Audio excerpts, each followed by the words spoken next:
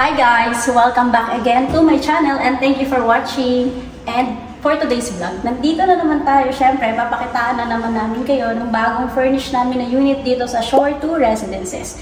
So halika na, itutur ko kayo dito at ipapakita namin kung ano yung mga nilagay namin, tsaka kung ano yung mga preference ni owner. Tara, halika na.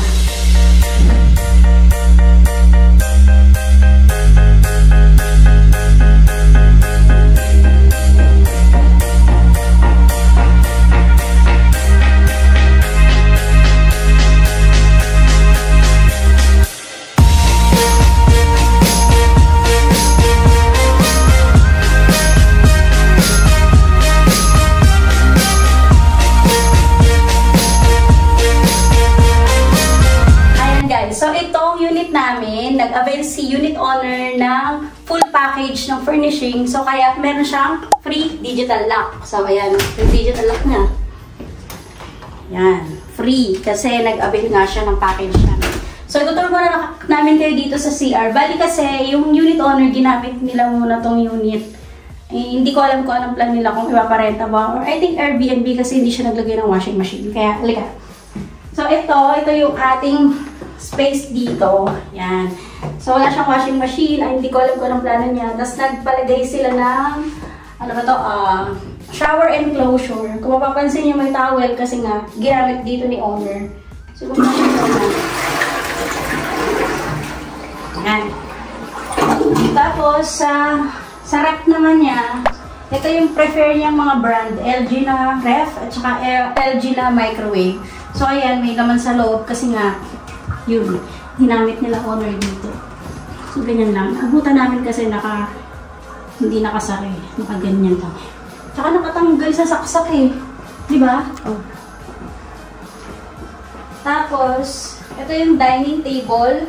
Same sa iba naming dining table na nilalagay. Ito lang, nagpalagay sila ng TV na ang brand is LG din. And itong sofa na 3-seater, ano to, sofa bed. Napu-pull out to eh. Parehas to dun sa unit ko. Ay, wait lang. Kaso hindi ako malakas Asan yung dito sa ilalim. Ayun. So, ayan. Tapos, natataas din siya ka-level na itong upuan. So, yan. So, ipapakita ko lang na ganyan. Yan. Tapos, punta naman tayo sa room. As usual, IKEA cabinet. 3-door cabinet ni IKEA. Sa IKEA po yan mabibili. Bisitahin nyo na lang po dun sa IKEA. Dito lang sa tabi ng MOA. And yung cabinet natin na 3-door, papakita namin sa inyo yung loob. Hala, padaming box. Tinago nila yung box dito. Tapos ayan. So may mga bedsheet na pala si owner dito eh. Yung aming bed dito is queen size bed. Tapos may pull out po ito.